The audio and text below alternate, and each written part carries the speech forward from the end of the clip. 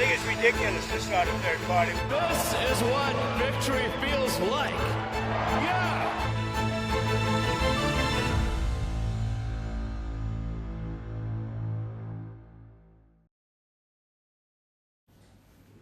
Elon Musk is no stranger to big launches. First, electric cars with Tesla, then private space flight with SpaceX, next social media with X, and now he's launching his most ambitious project yet, American democracy. That's right, Musk is diving into politics. He's challenging a 160-year-old American tradition. How? By starting a new political party. He's calling it the America Party.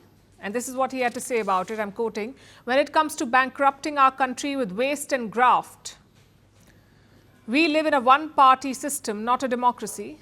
Today, the America Party is formed to give you back your freedom." This is what he posted on X. He wants to give Americans their freedom. Now, as you may already know, the US has a two-party system. There are the Democrats and the Republicans. These are the two political parties, the two main political parties. The Americans vote for one of these two in every election. But Musk wants to break this mold, which is why he's floating a third party. Is this legal? Do Americans even want a third political party? And what is Donald Trump saying about all of this? Let's start from the beginning, from how it started, with Trump's new bill, the so-called Big Beautiful Bill. It was passed last week.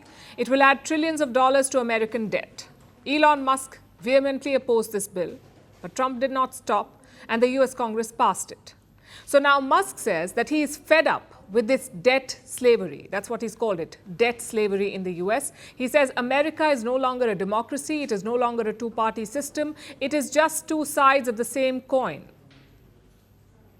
So Musk wants a third party, the America Party, that will represent what he calls the 80% in the middle.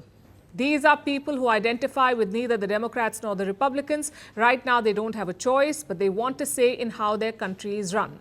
Let me repeat, this is what Elon Musk is claiming. He says his goal is not to win the presidency. For now, he wants to focus on the US Congress. That's the American Parliament, the US Congress. They have midterm elections next year in 2026, and Elon Musk is looking at a few contests there, where a third-party candidate might have a shot. So Musk wants to be kingmaker, maybe even the king. What does Donald Trump think about this? After all, they were best buddies in the last election. Musk poured millions into Trump's campaign, and in just a few months, the bromance is over. They've gone from being allies to enemies and now potential rivals in the political arena. How is Donald Trump taking all of this? In his trademark style, without mincing words, Trump called Musk a train wreck. He said the Tesla CEO has gone off the trails and that the entire thing was, quote unquote, ridiculous.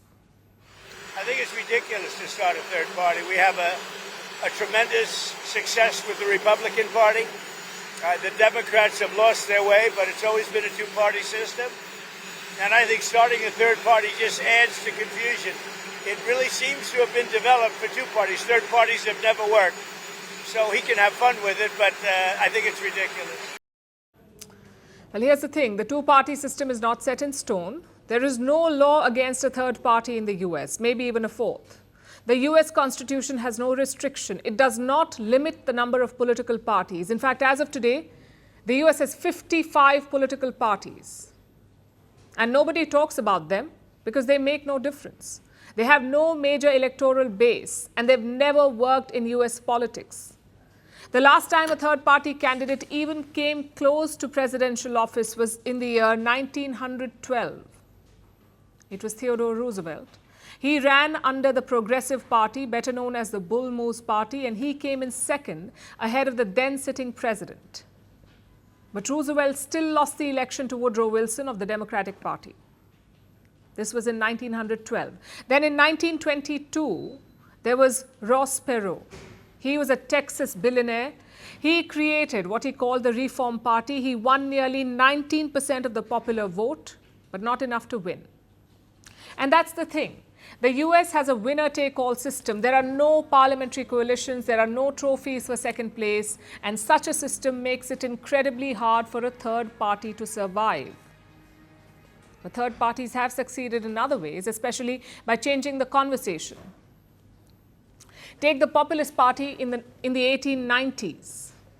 They did not win the presidency, but their ideas, like the direct election of senators, eventually became the law. Then there was the Socialist Party in the early 20th century. They never won the White House, but they were early advocates for social security. So third parties may have failed electorally, but their ideas have won. Also, anyone can name a third party. But no one has been able to really get it off the ground. Is there appetite for it in the US? Perhaps there is. Right now, more Americans than ever want a third party. Look at what polls say.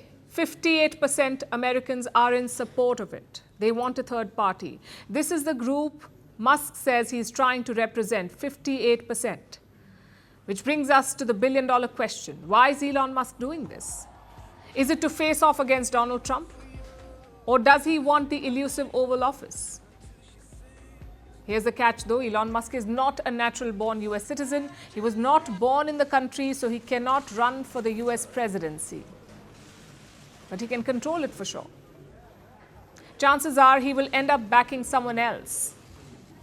But at the end of the day, politics is about power, and that's where Musk and Trump start to look a lot alike. One talks about taking America back. The other promises to give Americans their freedom. They use different words, but they're both playing the same game, essentially. Elon Musk may not be able to run for president, but he wants to hijack the race, perhaps. And if history tells us anything, sometimes you don't need to win the game, you just need to change the rules. Is that what Musk is trying to do? We'll have to wait and see how this goes.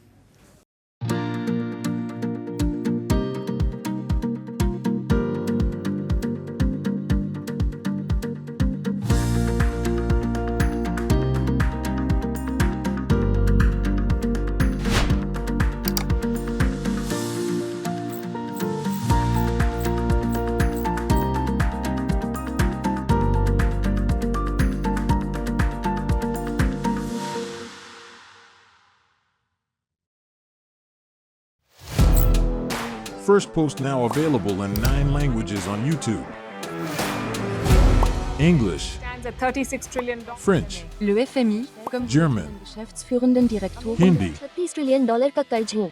Indonesian, Pemerintah tanpa pemeriksaan Italian, sekali radikali. Japanese, 4 兆ドル以上も Portuguese, por causa do próprio balanço patrimonial. Spanish. Beautiful bill. Go to Settings, click on Audio Track and select a language of your choice. Be the first to know what's happening around you in your first language. Firstpost.